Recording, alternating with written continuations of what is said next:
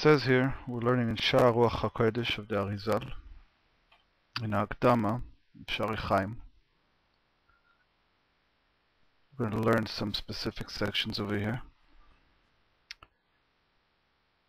It says, regarding the end of days, the times of Mashiach, Shuv Tachzor Nevuah B'sof Sheshes Alafim Shon. That once again, prophecy will return at the end of 6,000 years. Lifnei Bayom HaGadol V'Hanoiro, before the coming of the great and awesome day, meaning the Messianic redemption in its full force. וכמיימר הזוהר פרשת וירא דף ק"ח, as the Zohar says, פרשת וירא, ישרה בהלימוד הזה, עד שאפילו מפיהם של תינוקות נשמע סודות התורה. Learning of Kabbalah, and specifically the practices of prophecy, will become so widespread that in even the mouths of babies, meaning of children, we will hear the secrets of the Torah. וזהו לשון הזוהר חדש פרשת בראשית. This is what the Zohar HaKodesh says in a different time. שאל רב יהודה לרבי דוסטאי, Rabbi Yehuda asked Rabbi Dustai, במה האדם מובדל מיסר הנבראים? In what way is man distinguished from other created beings? Amalai, he answered him, כאשר הוא מביט בליבו ורואה נפלאות הבורא, when he looks into his heart and sees the wonders of the Creator. This is actually telling us that, first of all, the attainment of prophecy is not something that you want to know in order to guess what's going to happen in the stock market, or even because it feels good, or it's cool to do. It's actually the purpose of the human race, and one of the things that makes the human race unique is our power of speech and our power of gazing onto the mystical wonders of the Creator. And this is really how we're supposed to be. The fact that we're living life in this constricted consciousness and we don't see the miracles of the Creator, and we don't gaze upon the divine chariot, so to speak, is a manifestation of galus, of exile. And with the coming of Mashiach, before the coming of Mashiach, prefacing it really, even school children will speak the secrets of the Torah, something that is already happening now, especially since 300 years ago with the revelation of Rabbi Israel Baal Shem Tov, the founder of Chassidus, who was himself a giant of the Mekubal and attained revelation of Eliyahu Navi. He attained it by himself at the age of 16, but he saw him among his teachers, the hidden Kabbalists, since the age of 9. And the Baal Shem Tov started revealing the esoteric aspects of the Torah in a way that is accessible to every single Jew. These teachings continue to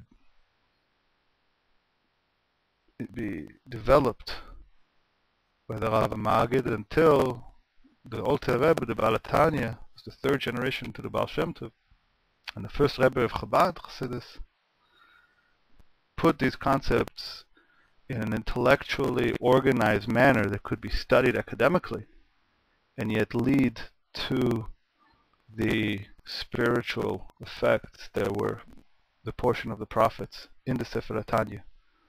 And again, the purpose of Chassidus, specifically Chassidus Chabad, the Chochmah Bina V'das, is to take godly concepts that by definition cannot be comprehended with an intellectual mind, since human intellect is finite and limited by definition. We cannot comprehend or grasp, literally, hold or touch a human intellect cannot touch godly concepts which are completely abstract of time and space or any kind of form or shape. And yet, the miracle and amazing thing the Alter Rebbe did, and this was all preparation for the 7 generations that would later lead to the Messianic redemption, was to, in a book and through academic study and the application of these ideas in personal life and through what's called avodah, divine service, which is working on ourselves, we are able to attain, to refine ourselves and grasp things that are ungraspable by definition. And that is what prophecy is.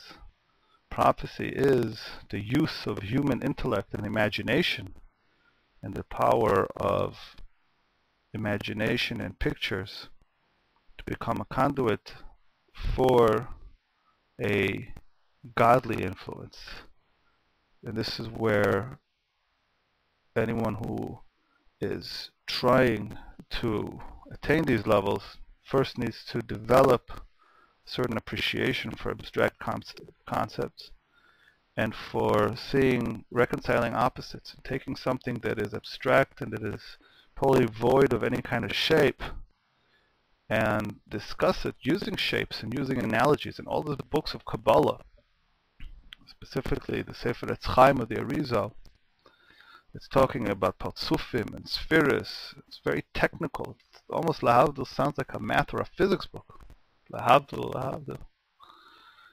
But these are all analogies, metaphors for spiritual ideas.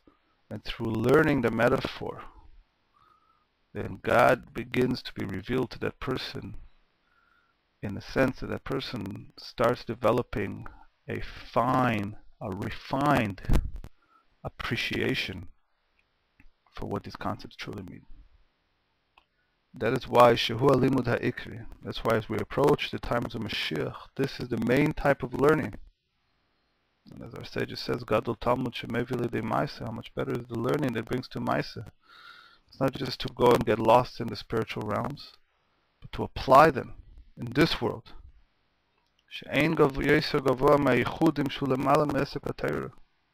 Working in the world of Yichudim. In the next lecture we'll discuss what Yichudim are.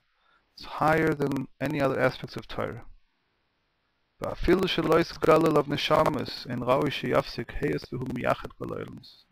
say, the Arizal is saying this in Ruach HaKodesh, someone who works in doing divine Yichudim, and we'll speak specifically what Yichudim are, even if he doesn't have souls revealed to him, different angels and shamas, he shouldn't stop, because he's unifying all the worlds. And next time we'll discuss exactly what it means to be unifying all the worlds.